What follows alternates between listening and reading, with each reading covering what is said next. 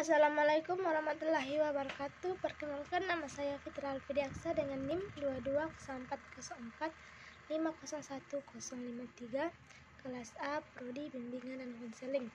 Pada kesempatan kali ini saya akan membahas materi yang berjudul Komunikasi sebagai Landasan Keterampilan Konseling. Pengertian keterampilan komunikasi konseling. Keterampilan komunikasi konseling adalah seperangkat kecakapan khusus untuk mengirim dan menerima pesan yang dimiliki oleh konselor untuk membantu konseli dalam proses konseling, menentukan alternatif pilihan secara tepat dalam menghadapi permasalahan yang dialami. Keterampilan konseling.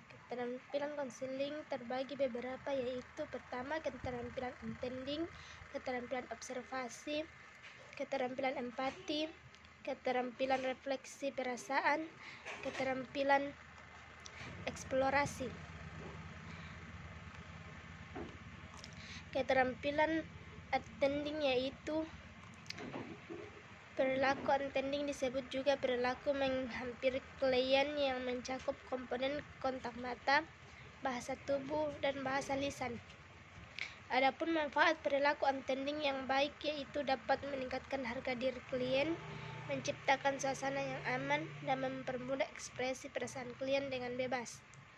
Kedua, keterampilan observasi. Keterampilan yang paling penting yang dihasilkan atau yang diperoleh attending secara pribadi adalah keterampilan mengobservasi.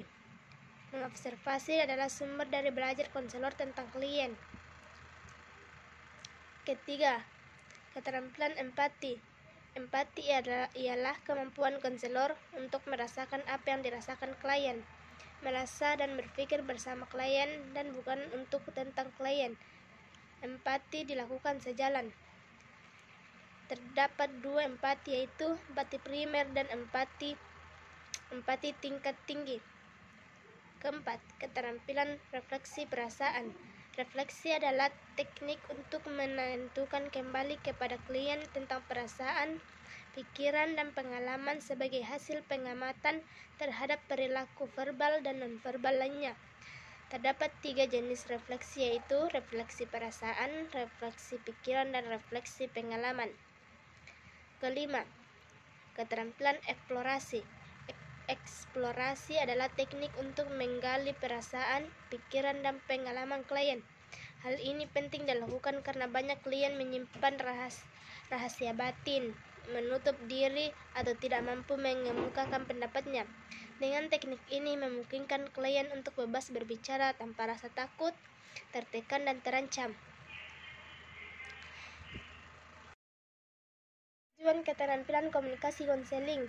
Tujuan utama menggunakan keterampilan konseling adalah untuk membantu konseli mengembangkan keterampilan pribadi dan inner strength, kekuatan batin, agar mereka dapat menciptakan kebahagiaan di dalam kehidupannya sendiri dan orang lain.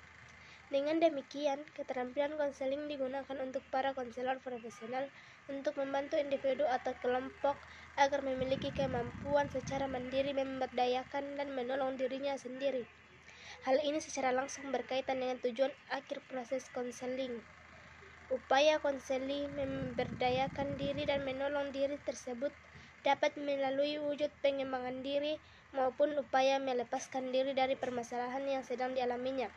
Tujuan utama konseling adalah menolong konseli untuk dapat berubah dalam cara berpikir dan atau dalam tindakan mereka sehari-hari, sehingga terhindar dari konsekuensi negatif. Kesimpulan dari materi saya yaitu keterampilan komunikasi konseling adalah sesuatu yang harus ada pada diri seorang konselor dalam proses konseling. Dengan kata lain, skill yang ada pada diri seorang konselor dalam mengalami konseling, baik itu dalam keterampilan attending, keterampilan observasi, keterampilan refleksi perasaan, dan seterusnya, sehingga dalam proses konseling berjalan dengan sebagaimana mestinya.